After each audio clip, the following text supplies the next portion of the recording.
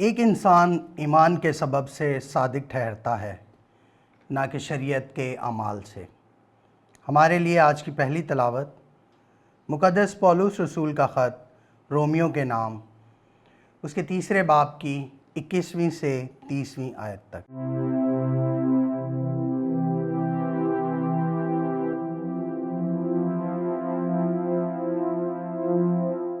اے بھائیو، اب خدا کی ایسی صداقت ظاہر ہوئی ہے جو شریعت پر منحصر نہیں، اور جس کی تصدیق شریعت اور انبیاء سے ہوتی ہے، یعنی خدا کی ایسی صداقت جو یسوع مسیح پر ایمان رکھنے سے ان سب کو حاصل ہوتی ہے جو ایمان لاتے ہیں، کیونکہ کچھ فرق نہیں، اس لیے کہ سب نے گناہ کیا اور خدا کے جلال سے محروم ہیں۔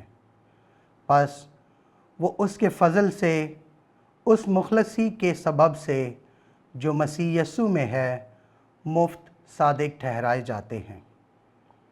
اسی کو خدا نے اس کے خون کے باعث ایمان رکھنے والوں کے لیے ایک رحم گاہ ٹھہرایا، تاکہ وہ ان گناہوں سے چشم پوشی کر کے جو پیشتر ہو چکے تھے اپنی صداقت ظاہر کرے، یعنی خدا کے تحمل کے وقت، بلکہ اسی وقت بھی اپنی صداقت اس لیے ظاہر کرے کہ خود بھی صادق ٹھہرے اور اسے بھی صادق ٹھہرائے جو یسوع پر ایمان لائے۔ تو اب تیرا فخر کہاں رہا؟ اس کی تو گنجائش ہی نہیں۔ کون سی شریعت کے سبب سے؟ کیا اعمال کی شریعت سے؟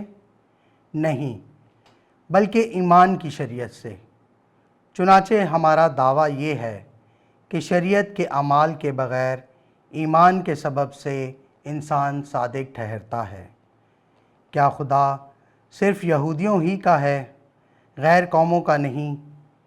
بے شک غیر قوموں کا بھی ہے، کیونکہ صرف ایک ہی خدا ہے۔ پاک کلام کے پڑھے اور سنے جانے پر خدا کی برکت ہو، خدا کا شکر ہو۔ جماعتی جواب: خداوند کے پاس شفقت اور کثرت سے فدیہ ہے۔ اے خداوند، میں گہرائیوں میں سے تجھے پکارتا ہوں۔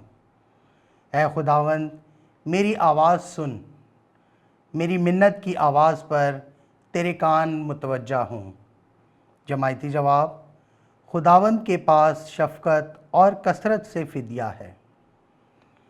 اے خداوند، اگر تو بدیوں کا یاد رکھنے والا ہو تو اے خداوند کون ٹھہرے گا؟ لیکن تیرے پاس گناہوں کی مغفرت ہے، تاکہ ادب سے تیری عبادت ہو۔ جماعتی جواب: خداوند کے پاس شفقت اور کثرت سے فدیہ ہے۔ میری جان خداوند کی منتظر ہے، میں اس کے کلام پر امید رکھتا ہوں۔ میری جان خداوند کی زیادہ منتظر ہے، پاسبانوں کی نسبت جو فجر کو دیکھتے ہیں۔